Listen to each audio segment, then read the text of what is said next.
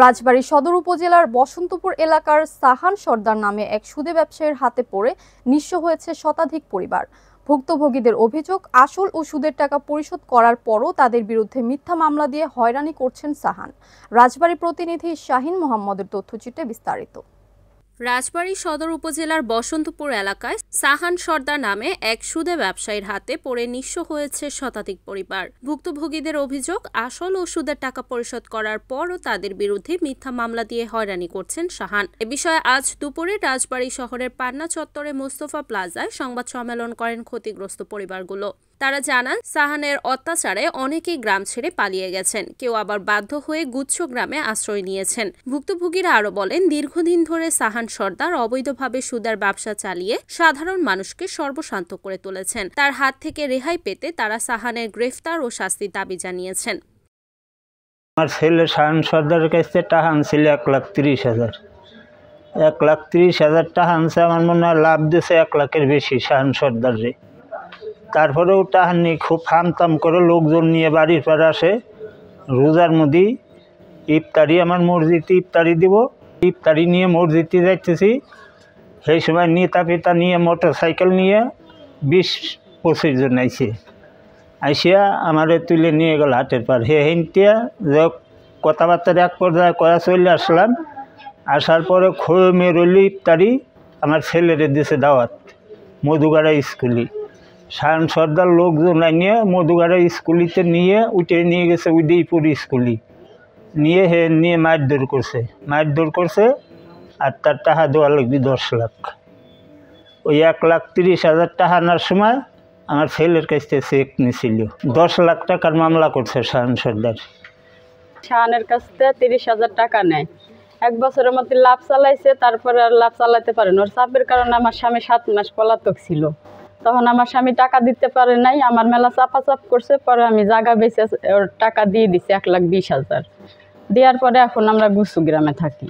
সাহানের কারণে আমরা ভিটা মাটি ছাড়া আমি বাড়ি ঘর বেচে ওর টাকা দিছি।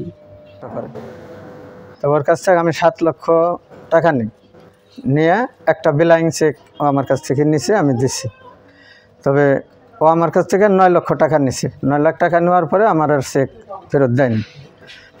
তারপরে ইউনিয়ন পরিষদের বারান্দায় সালিশের মাধ্যমেও সে স্বীকার করছে 9 লক্ষ টাকা সে নিছে। এটা স্বীকার করছে, শালির দ্বারা জানে। কিন্তু সে আমার এখন চেক দিচ্ছে না। এখন আমার ওই বিলাইং চেকে সে 20 লক্ষ টাকা বসায় ব্যাংকেতে করে নিয়ে আমার 20 লক্ষ টাকার মামলা করতে চাচ্ছে আমার নামে। ওর নাম হলো সাহান, গ্রাম বাজিতপুর। ওগুলো সুদে ব্যবসা করে। তা আমার ছেলে মানে ওর একটা ব্লক আছে, ওই ব্লক সম্বন্ধে করে যে মাসে 14,000 টাকা দেবো, তোমার ছেলেটা দেবো। আমার ছেলে রাজমিস্ত্রি কাজ করতো। তো সেই কথা কয়া মানে আমার ছেলে নেওয়ার পর 2 মাস পরে বেতন না দিয়ে হাসমাস বললো যে আমরা তো ব্যবসা করি, তো তুমি তো গরিব মানুষ। ওই সাহার নিয়ে গেল। সাহার নিয়ে মনে করেন যে 2 মাসে আমার বাড়িতে টাকা দিচ্ছে হলো 7 লাখ। 7 লাখ টাকা নিয়ে গরন্দমর নিজস্ব খাতির লোক আছে, মানে হেড দিয়ে যে ব্যাংকে অ্যাকাউন্ট খুলিয়া চেক দিছে। তার 7 লাখ দিছে, 7 লাখ পো হাসমা ওরা বলতেছে টাকা আমরা নিই। মিথ্যা কথা কয়া আর উল্টা মামলা দিছে ওর নামে 16 লাখ টাকার ওই চেক বিরুদ্ধে। চেক দিছে। আমার স্বামী সাহানের কাছ থেকে 10,000 টাকা আনছিল চেক দিয়ে। তারপরে সে লাভ দিত। পরে সে অসুস্থ হওয়ার পরে সে লাভ দিতে পারে নাই। না দেওয়ার কারণে সে আস্তে আস্তে ওই টাকারে সে 40,000 টাকা বানাইছে। 40,000 টাকা বানানোর পরে তারপরে সে তার মাধ্যমেই কিস্তি উঠাইয়ে পরে তাকে 40,000 টাকা দিছে। তারপরেও সে মাইনে নেয় নাই। তারপরে তাকে আরও 40,000 টাকা দেওয়া হয়েছে। দেওয়ার পরে সে চেক ফেরত দেয় নাই। না দেওয়াতে সে আরও হুমকি দিছে। হুমকি দেওয়ার পরে সে এখন আমাদের বিরুদ্ধে 4 লাখ টাকার মামলা করছে।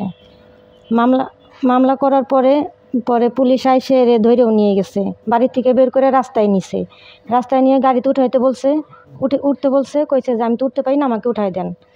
পরে পুলিশে আর নেয় নাই, পরে রেখে গেছে। ওর হুমকির কারণে আমার স্বামী স্টক করে ঘরে পড়ে গেছে। এখন তো সে চলাচল করতে পারে না। তাইলে আমি এই সাহানের শাস্তি চাই। Report Shahin Mohammad, NAN TV, রাজবাড়ী।